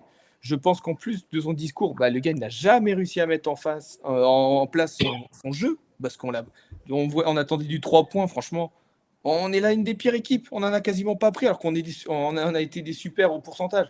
Donc il n'a jamais réussi à mettre quelque chose en place. Et oui, il a une part de faute. Et aujourd'hui, qu'il soit viré, est-ce qu'on est surpris? Non, hein, moi j'avais dit, je pense, on n'attend pas 24 heures, Mike Budenholzer, il va être licencié au vu des gros coachs déjà licenciés. Bah voilà, il a été licencié, on n'est pas surpris.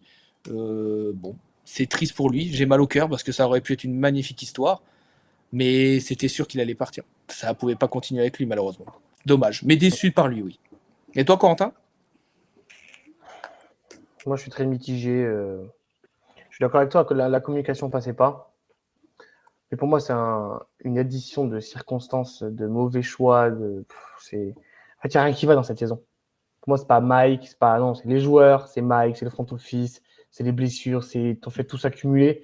Tu vois, tu dis Royce O'Neal, c'est un joueur de bout de banc cette saison parce que c'est une saison cataclysmique. Oui, bien sûr. Mais demain, tu le mets dans une équipe qui tourne un minimum rond, et un minimum les pieds sur terre, bah, t'inquiète pas, Roy Sonny, il va revenir à son plus grand niveau. Pour moi, il est là le problème. Et là où moi, je suis content que Mike, ça s'arrête, en fait, c'est quand j'analyse un petit peu son passé, les Spurs, les Hawks, les Bucks, il n'est jamais arrivé dans une équipe où c'était du win now. Tu vois ce que je veux dire? C'est pas un coach de win now. Tu vois? C'est pas un manager. C'est un coach qui a besoin de construire ses équipes. C'est un coach qui va prendre une équipe mid-level, tu vois, mid-range, tu vois, un truc, tu vois, une équipe qui est toujours 6-8, tu vois, type Orlando il y a quelques années avec Evan Fournier, tu vois, il va prendre ce genre d'équipe et il va te les amener au step-up. Ce qu'il a fait avec Atlanta, il a quand même envoyé 4 All-Stars, le mec. Hein. Ce qu'il a fait avec les Bucks en gagnant un titre, il arrive aux Bucks, le gars, tu avais Giannis un petit peu jeune, un Middleton un petit peu jeune, quelques role-players à droite à gauche, et puis boum, addition de Brook Lopez, boum, addition de Drew Holiday. Et tu vois ce que je veux dire? Il construit un projet. Là, il est arrivé dans un truc où, mec, on peut pas construire. T'as ça, il faut que tu taffes. Et pour moi, c'est pas son profil d'équipe. C'est juste ça. On s'est trompé dans le profil. Et je pense qu'on a vu l'histoire trop belle. Maintenant, c'est une succession de mauvais choix. Cette saison et les saisons passées, on va pas se mentir, qui t'amène à ce point-là aujourd'hui, ce point de non-retour. Donc pour moi, Mike, je lui souhaite le meilleur pour la suite parce que c'est un gars que j'apprécierai toujours. Bien sûr. Parce qu'il a fait et parce qu'il fera. Il a fait des mauvais choix, il a fait des erreurs, mais comme tout le monde dans cette équipe. Comme tout le monde. Comme les joueurs. Parce que plein de fois, il devait mettre des choses en place. Et quand t'as qui dit qu'il en a rien à foutre du système et qu'il fait son one-on-one et il s'en fout de ce qui se passe, bah, ça rend fou un coach. Inversement, il fait des choix en sortant Ryan Dunn, tu comprends pas. Enfin, il y a plein de choses. Wow. Plein de choses. Les gars, Matisse Bia vient de cisailler Budenholzer. Ah là, ouais, ben oui, mais parce que c'est oui, ils sont pour l'avenir, tu veux dire. Ouais. Mais il a déclaré qu'il y avait beaucoup de raisons pour lesquelles le coach Bud avait été dégagé. Ah oui, je te l'ai dit, il l'a dit. Et il a dit qu'on aurait dû gagner le match. Oui, là, non, mais là, bon, là, c'est plus lui qui parle, hein, c'est James Jones et Bartosten. Après, les œufs, les gars, mais à leur poste. Mais bon. Donc, Après, à mon avis, il y a beaucoup de choses sur le coaching et beaucoup de choses qui vont sortir parce que les langues vont se délier entre peut-être ces mauvaises décisions, mais aussi je pense on le sait, il y avait des tensions. Alors, on n'a pas trop entendu avec Booker, il y avait une histoire, mais je pense qu'entre Bill et KD, la branche, le bâton, il était cassé. Oui, quoi. bien sûr. On est arrivé à une zone de non-retour. De toute façon, quand tu te fais lâcher par une de tes stars, c'est fini, terminé. Même ton vestiaire te lâche, c'est terminé. Donc voilà, Mike, c'est terminé. N'hésitez pas à nous donner votre avis en commentaire sur Bradley Beal, savoir ce que vous en pensez. Est-ce que vous auriez peut-être aimé le voir une saison de plus? Bon, je pense pas au vu de la situation, mais qu'est-ce que vous en avez pensé? On veut bien votre avis, ça nous intéresse beaucoup. Messieurs, est-ce qu'il y a des petits points négatifs encore à souligner ou pas? On est plutôt pas mal, c'est les deux gros points. Oui, voilà, parce qu'il y aurait beaucoup de choses à dire, mais effectivement, les deux points qui nous ont plus marqués sont ceux-là.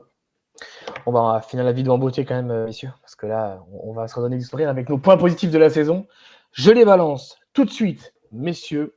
Mon point positif, number one, and on the top, monsieur Ryan Dunn. C'est quoi ce mec qu'on a drafté, les gars? Il est drafté en quelle position? J'ai oublié déjà le... 28e. Ouais, on est en fin de premier tour. Hein. Ouais, fin de premier tour, parce qu'on l'a échangé en plus. On avait donné un... Ah ouais, exact. On a reculé. On a reculé. Ouais, tu vas le chercher. Ouais, je l'ai pas. On l'a échangé avec Denver, je crois. Ou un truc comme ça. Du coup, on a quand même un gars qui arrive, un vrai rayon de soleil dans cette saison. Un gars défenseur déjà ready pour la NBA. 28. Ouais, 28, tu vois. Ça fait plaisir quand on drafte bien à Phoenix parce que c'est tellement rare que voilà. Bon, et on est d'accord, les gars, on est tous unanimes pour dire que Ryan Dunn, c'est notre pépite de la saison, c'est notre coup de cœur de la saison. Un joueur qui, certes, a beaucoup de progrès à faire offensivement, mais qui a un réel impact. Qui est un mec qui est un chien, qui est un battant. On le voit, il a l'amour du maillot. C'est un mec sur qui il faut construire à l'avenir. Ce ne sera pas notre star, mais qui doit faire partie de cet effectif. Toi, Mathieu, ce joueur, incroyable. Du kiff. Là, sur les derniers matchs de la saison, quand tu sais que tu n'as plus rien à jouer, c'est le plus kiffant à regarder. C'est le plus kiffant. C'est le seul, tu as l'impression qu'il va se battre pour aller récupérer le rebond. Oui, clairement, il a un déficit offensif qu'il va falloir qu'il travaille, clairement, quand même, parce qu'à 3 points, il va falloir qu'il soit plus régulier à 3 points. Au niveau des pourcentages, il va falloir que ça augmente. Parce que sinon, ça peut devenir quoi, un Derrick Jones Junior et encore un Derrick Jones, il a vraiment progressé à 3 points, mais c'est un peu le même profil. Gros défenseur, très physique, qui peut sauter très très haut, qui peut prendre des gros dunks, mais c'est vrai qu'à 3 points, il y a du taf. Mais derrière ça, mais que du kiff. Défenseur de ouf, il a un impact de ouf en une première saison de rookie. C'est peut-être, je pense, le meilleur défenseur des rookies cette saison, mais de loin. En plus, offensivement, on peut parler du shoot, mais franchement, il se donne, il essaye de faire des cuts, franchement, il se bat vraiment, il n'est pas dégueu sous le cercle hein, quand il accélère et tout, quand il y va, il a une bonne finition. Non, c'est en 28e comme ça, c'est du bonheur et on peut être content peut-être de pouvoir construire avec ce gars-là. S'il reste, hein, bien sûr, on ne sait pas, parce que là, ça va bouger comme jamais, mais aujourd'hui, le seul risque que j'avais un petit peu peur qu'il parte, c'était si on arrive à réussir. Si on avait réussi peut-être à faire un move, là j'y crois plus du tout, mais si on pensait faire un move avec Bradley Beal, pour moi, c'était sûr qu'on l'accroche avec lui parce que c'était un petit peu le petit cadeau. Aujourd'hui, je pense que Bradley Beal, de toute façon, il ne va pas être tradé. Je pense il va partir. On va s'arranger avec lui, on va dire. Donc, je pense que Ryan Dunn va rester. Il a un contrat impeccable et il a un potentiel. Et j'ai l'impression que c'est un mec qu'en veut, quoi. Je pense que c'est un gars, il a déjà dit, je sais déjà ce qu'il faut que je travaille et tout. Donc, je pense qu'il est déter. Je pense qu'on va le revoir un petit peu, même en Summer League. Et apparemment, il devrait et l'année prochaine. C'est cool. Et j'attends une progression parce que je pense qu'il a un vrai potentiel. Ça ne sera pas une star, comme tu as dit, Corentin. Mais par contre, c'est un mec qui peut avoir un vrai rôle dans une équipe compétitive. Et ça, j'en suis sûr. Toi, qu'est-ce que tu en penses, Thierry? Ouais, je pense que c'est un joueur sur lequel il faudra compter. Moi, il me fait penser un petit peu, ses débuts me font penser un peu à un ailier qui était passé par Détroit, qui s'appelait Tayshaun Prince, et qui était un joueur assez frustrant en attaque, mais qui avait d'énormes qualités défensives, et qui est devenu un joueur indispensable parce que c'était le top défenseur de cette équipe-là. Et pourtant, Dieu sait qu'offensivement, il n'était pas très très beau à avoir joué, mais il avait su avoir ce petit shoot fiable. Et moi, je pense que c'est ce qu'il faut. C'est un joueur qui va devoir se battre comme ça, c'est-à-dire devenir un joueur capable dans le périmètre de mettre des shoots lorsqu'il aura les positions. Et sa mission sera de défendre. Et je pense qu'en NBA, il est beaucoup plus difficile aujourd'hui sur des joueurs de son range à aller chercher des défenseurs que des forts attaquants. Parce que finalement, en NBA, aller chercher des forts attaquants, t'en trouveras toujours. Lui, il est vraiment capable de défendre du 1 au 4 et de mettre de l'intensité. Et je pense que parce qu'il est drafté, je pense qu'il y a une reconnaissance, il découvre, il s'identifie à cette équipe. Donc, il faut le conserver, il faut construire pas autour de lui, mais avec lui, Ouais. bien évidemment. Et voilà, belle satisfaction, alors que voilà, c'est un joueur, on en rajoute peut-être et par rapport réellement à ce qu'il a apporté, parce qu'effectivement, c'est pas non plus celui qui suit pas les Suns et qui regarde juste les stats peut se dire bah c'est quand même bizarre parce que ça reste un joueur qui fait 6 points de moyenne dans une saison. Si vous allez en chercher, il y en a plein. Mais c'est beaucoup plus, ça va beaucoup plus loin que ça. Donc, écoute, Ryan, c'est une vraie satisfaction. On l'avait vu arriver, on a senti un truc pendant la Summer League. On s'est dit, putain, on a pris un mec intéressant. Voilà, belle première saison. Bien sûr qu'il faudra progresser, mais chapeau, belle première saison, parce que dans ce marasme, et avec le peu de ballons que tu as eu, tu t'en es plutôt bien sorti. Ouais, un vrai impact. Après, on peut parler de même d'Osso aussi. Hein, même Oui, si j'allais venir sur Osso, ouais, bien sûr. Vas-y, Ouais. Corentin. Oh, vas-y. Non, mais Osso Ighodaro, qui est l'autre rookie qu'on a drafté en second tour, soyons honnêtes, c'est aussi une belle satisfaction. Alors, je pense que je le mets pas à un potentiel aussi haut que Ryan Dunn, mais lui aussi, il a un parcours pas simple parce que lui aussi, hein, on l'a mis en G-League, à un moment donné, il jouait plus. Et puis quand il est revenu, il nous a fait énormément de bien. Pivot athlétique, un peu petit, c'est vrai, mais vraiment athlétique. Je trouve qu'il a progressé en fin de saison. Je trouve qu'il a vraiment pris confiance en lui. Je trouve qu'au rebond, il était même un peu plus impactant. Il y a du taf, hein. Mais ouais, Oso Ighodaro, je pense qu'on peut mettre Oso Ighodaro et Gillespie, qu'on a vu aussi en fin de saison, au même niveau. Ces deux joueurs-là, c'est peut-être encore plus des surprises que Ryan Dunn, globalement. Mais Oso, très sympa. Ouais. Corentin, toi, qu'est-ce que t'en penses d'Oso Ighodaro? Intéressant. Alors voilà, ça ne restera son plafond, c'est un role player d'NBA, c'est pas le problème. Ça peut être un super joueur de banc. Mais ce que j'aime, moi, ces joueurs, c'est qu'avec Gillespie, c'est pareil. C'est des joueurs qui ont du QI. Il y a du QI basket, tu vois. C'est des joueurs, c'est pas des bourrins, c'est pas des. Voilà. Qui dit QI basket dit travailleur et dit travailleur intelligent. Donc ça veut dire que c'est un mec qui progressera. C'est une certitude. Et c'est toujours bien d'avoir dans son effectif qu'il ait quelques minutes. Pareil pour Gillespie, j'espère que l'année prochaine, leur signer avec un petit contrat pas dégueu, tu vois. Hein, tu le signes à 10 millions sur 3 ans, un truc comme ça, tu vois, ça suffit en sortie de banc. Moi, je trouve ça intéressant. Évidemment, un plafond beaucoup plus bas que Ryan Dunn, mais aussi beaucoup moins d'attente. Après, il a quand même profité d'un gros manque de talent et de joueurs à l'intérieur. Demain, je ne sais pas quel sera l'effectif l'année prochaine, mais demain, tu fais venir un bon pivot un bon gros pivot expérimenté, tu vois, qui a fait ses preuves. Ça veut dire que tu as Nick Richards en deuxième option. Bah, pour moi, Osso, du coup, il a beaucoup moins de temps de jeu. Donc, je pense qu'il a su profiter de ça aussi, tant mieux pour lui. Après, l'avenir est beaucoup plus flou en ce qui me concerne, concernant Osso Ighodaro, parce que talent plus limité, tu vois, je me dis pas, waouh, c'est l'avenir dans les Suns, quoi. Tu vois, donc c'est Non, à non. voir. Mais voilà, il a rendu des bons services, il a progressé.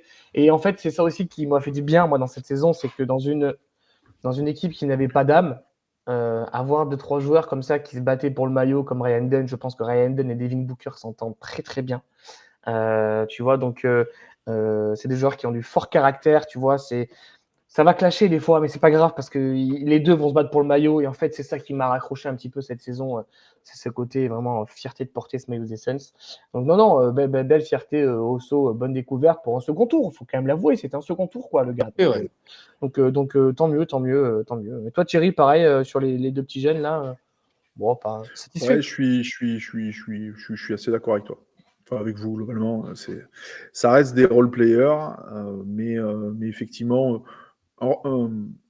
pour Osso, ces joueurs-là, quand ils évoluent dans leur franchise où ils ont été draftés, comme c'est là où ils apprennent à devenir des hommes, hein, ils sont toujours capables de repousser le plafond par rapport aux franchises qu'ils connaîtront après. On a vu beaucoup de joueurs comme ça où justement euh, on n'attendait rien pendant 3-4 ans, ils font vraiment le job et ils progressent. Il se passe un moment au bout de 4 ans, bah c'est là, 3-4 ans, il faut te proposer un contrat, puis tu vas ailleurs parce que forcément, il y a quelqu'un ta franchise va pas te les mettre et quelqu'un va te chercher, et puis tu te rends compte que le joueur, en fait, il est moyen. Il a cette énergie-là, je pense qu'il a envie de bien faire. Je pense qu'il est devenu pote aussi avec Dunn. En général, quand les gens de la promo, ils découvrent ce monde-là et du coup, ils grandissent ensemble.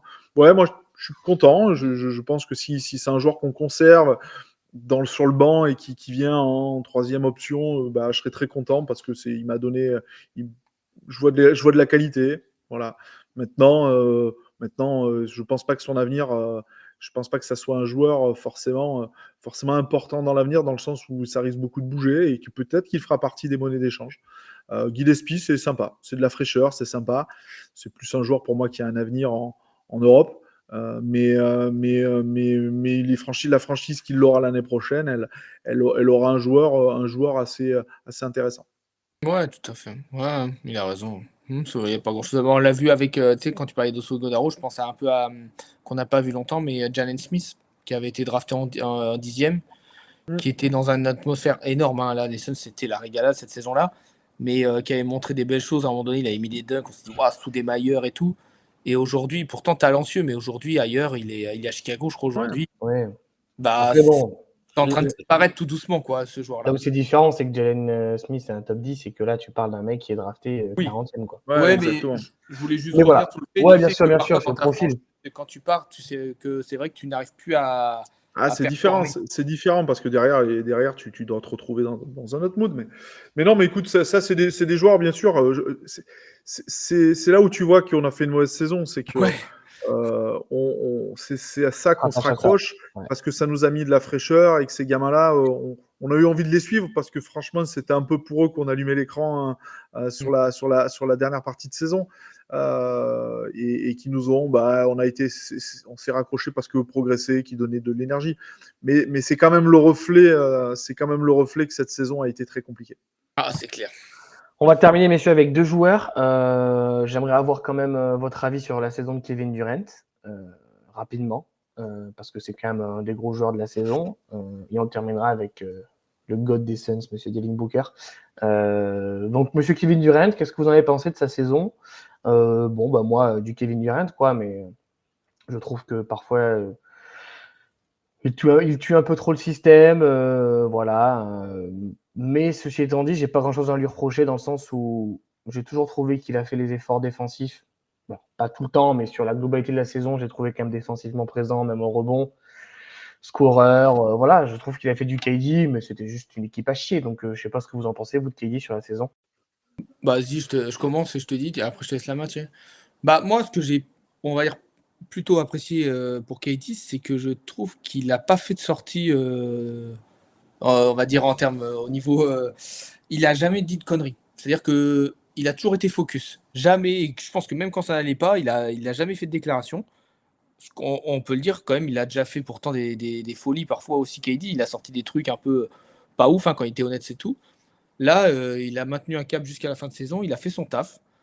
Il a battu, il est passé quand même quoi. Il a fait les 30 000 points cette Un saison. huitième meilleur score Voilà, donc classant. c'est beau, sous le maillot des Suns, hein, c'est un truc qu'on va répéter, qu'on va revoir plein de fois encore. Bon, ça a toujours plaisir. Le public, là, je pense que le public des Suns aime KD. Je pense que malheureusement, on va plus le revoir sous le maillot des Suns.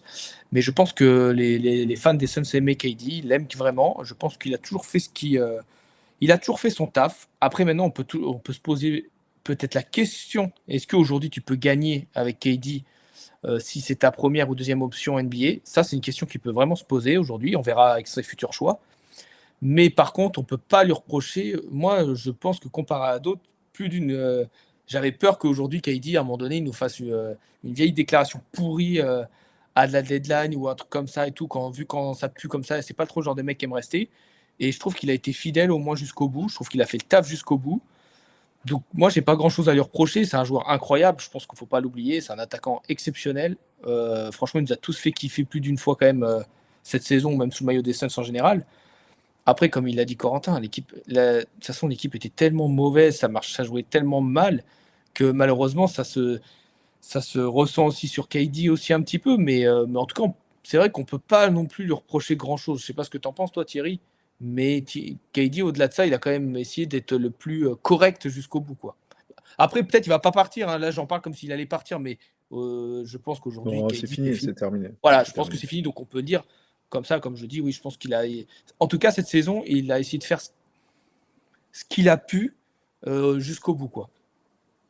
Je sais pas, Moi, Thierry. je trouve que c'est un des joueurs les plus talentueux offensivement que j'ai vu parce qu'il sait tout faire et qu'on ne se rend pas compte de sa taille.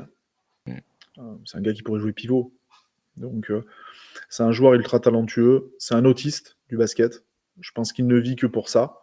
Ouais. Euh, euh, maintenant, maintenant, ce n'est pas un leader. Voilà, c'est le constat. Il ne l'est pas. Je pense qu'il n'a pas envie de le devenir. Je pense pas qu'il se prenne pour quelqu'un d'autre. Je pense que seulement on pense que parce que c'est un joueur, un phénomène, il doit tracter les mecs.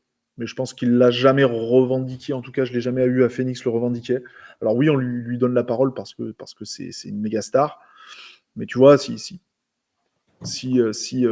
je devais retenir 4 grands joueurs que j'ai eu la chance de voir jouer, qui seraient Michael Jordan, LeBron James, Kobe Bryant et lui, euh, ce qu'il n'a pas et que les autres ont, c'est ce leadership, cette haine et cette capacité à la fois à recadrer et à tirer. Ben voilà, lui, il l'a pas. Ben, il l'avait pas avant de venir chez nous.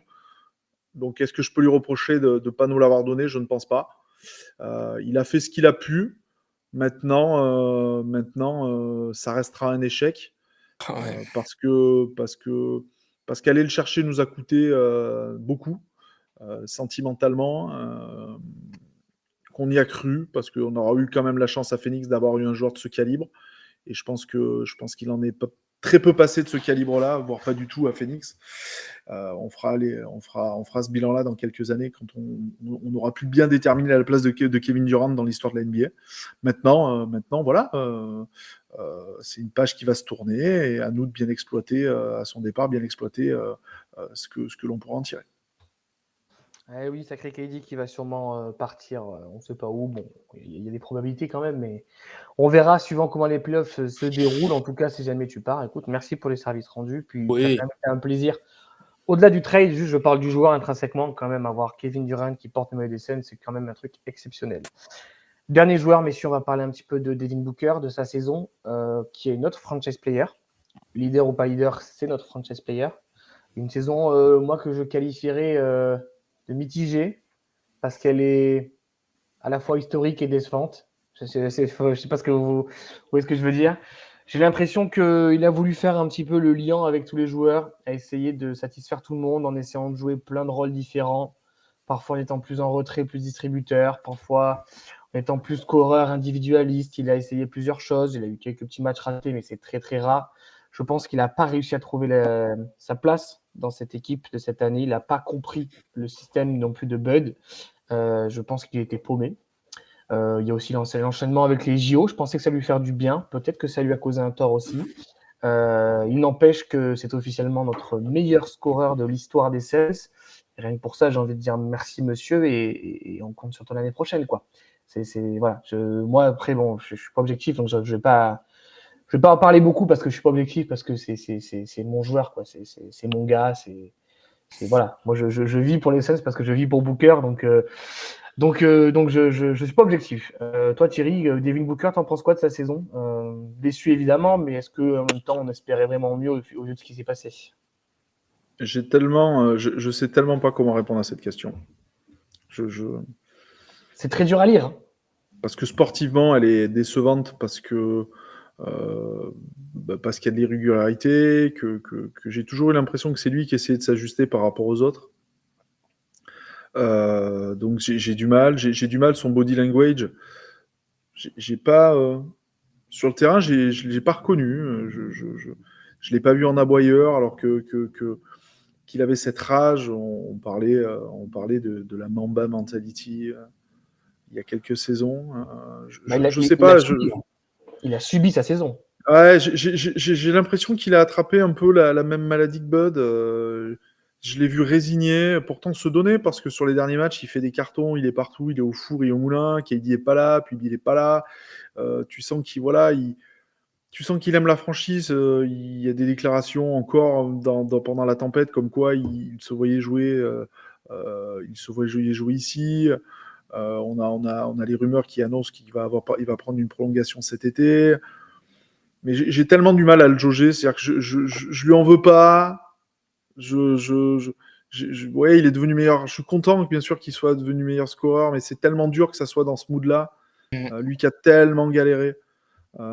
J'ai envie qu'il soit toujours là, mais j'espère qu'il sera pas rincé. Tu sais, quand tu arrives au pic de ce que tu es capable de faire dans ta franchise de toujours, c'est vraiment, est-ce qu'il va être capable de passer par-dessus ça? Est-ce qu'il va avoir les gens qui vont l'aider parce qu'il a tellement fait qu'il va falloir aussi lui donner cette énergie-là? Ou est-ce qu'on va être sur le plafond est déjà passé? C'est qu'on va tout doucement, parce qu'il est encore jeune, il a quoi, 28, 29 ans? 29 ans. Il a encore, voilà, s'il prend soin de lui, il a encore de nombreuses saisons à jouer et encore plusieurs saisons à pouvoir prétendre à être le franchise player de la franchise. Mais est-ce qu'on l'aura pas, est-ce qu'il n'est pas usé?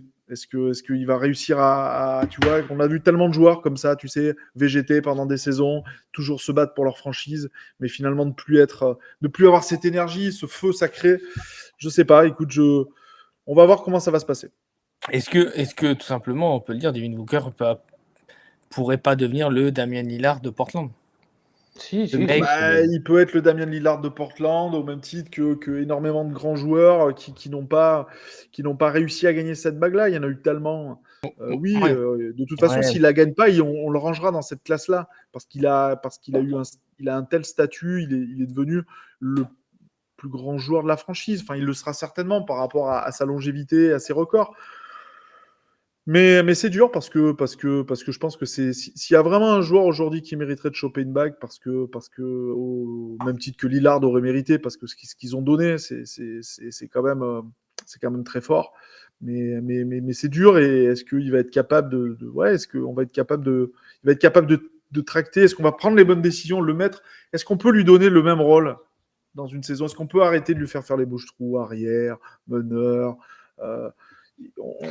Il manque de stabilité, que ce soit en termes de coaching sur ces dernières années, parce que depuis l'époque Monty, les gars, 3 ans, 3 coachs. Voilà. Le seul moment où il a eu de la stabilité dans sa carrière, c'est l'époque Monty. Parce que Kokoskov, je ne vous en parle pas.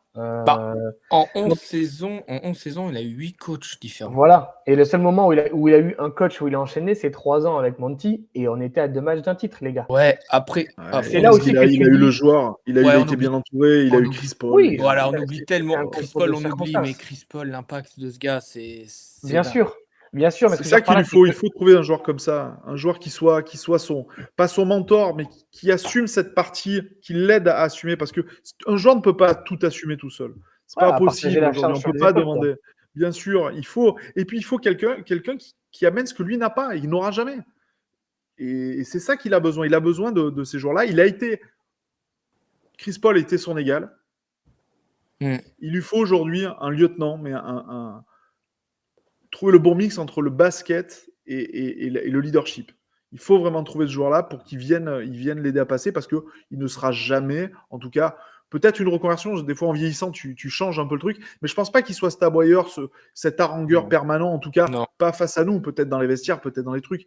Mais on sent qu'il a du talent à plus savoir comment faire. Enfin, offensivement, les gars, c'est incroyable ce qu'il fait. Je veux dire, sur ce poste-là, on pourra peut-être dans quelques années discuter sur sa place dans les postes 2 de l'histoire de l'NBA parce qu'il a un talent incroyable offensivement. Ouais, et les gens l'oublient. Franchement, comment Devin Booker, il a une image de merde. Franchement, t'as vu quand il était pas là?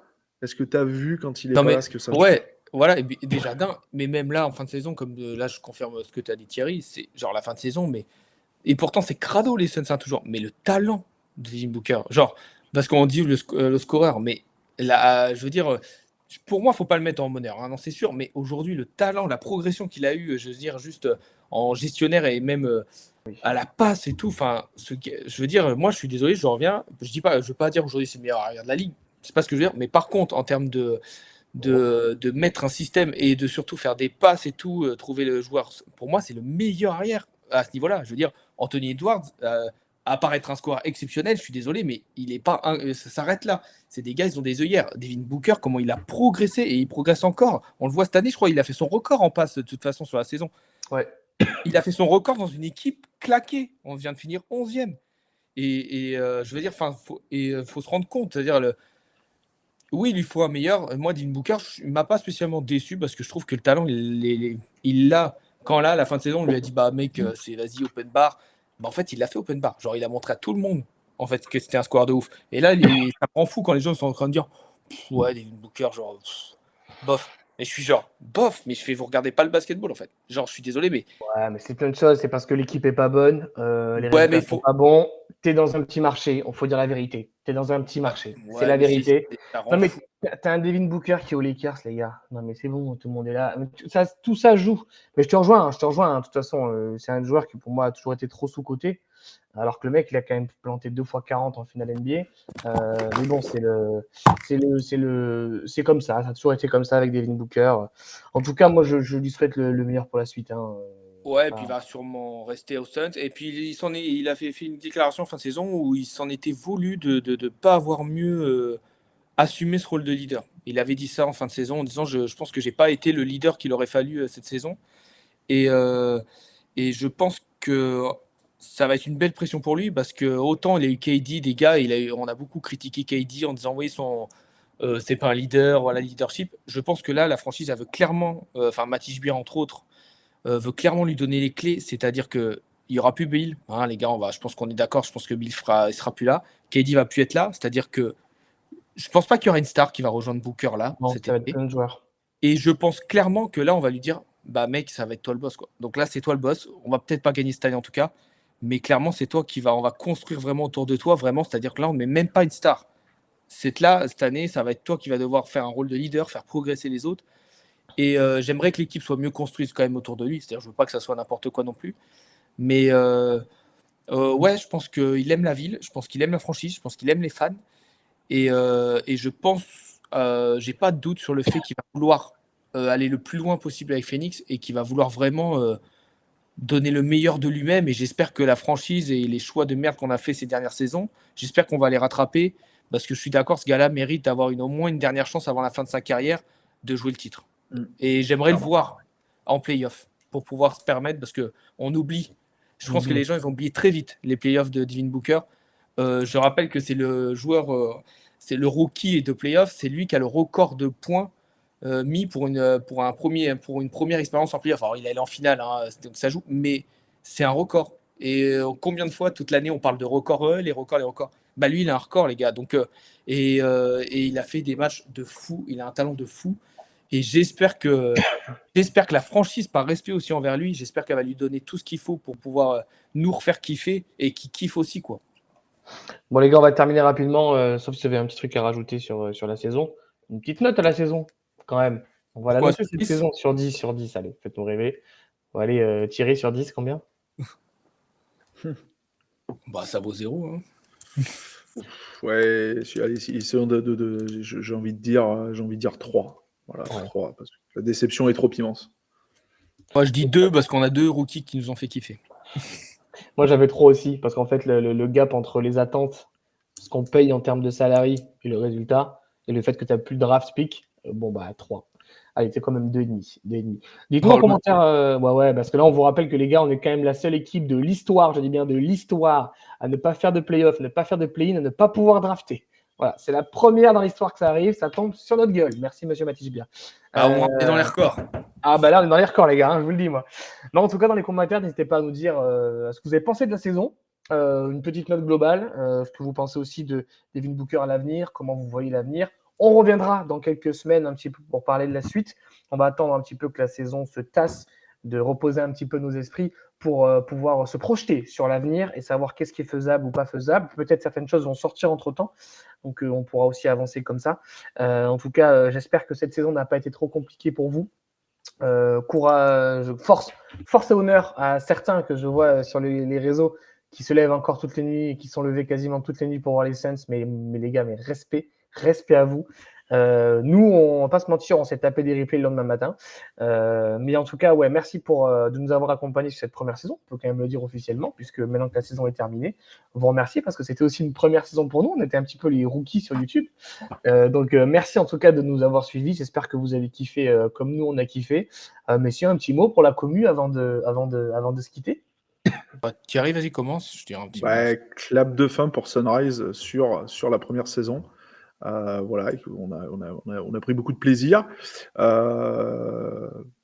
maintenant, on vous donne rendez-vous pour le prochain Sunrise au mois d'octobre. Ouais, après, on va pas vous lâcher, hein, les gars, tout l'été, il y aura des vidéos. La coupe va être suivie, les gars, elle va être suivie, que ce soit sur, comme on l'a dit tout le temps, on le répète, mais sur les réseaux X, vous êtes de plus en plus nombreux à venir interagir avec nous, donc c'est kiffant. Moi, franchement, c'est pour ça qu'on a fait ce projet. Donc, c'est dommage que la saison a été dégueu, mais malgré ça, vous êtes toujours venus, toujours été avec nous, et on s'est agrandi de plus en plus.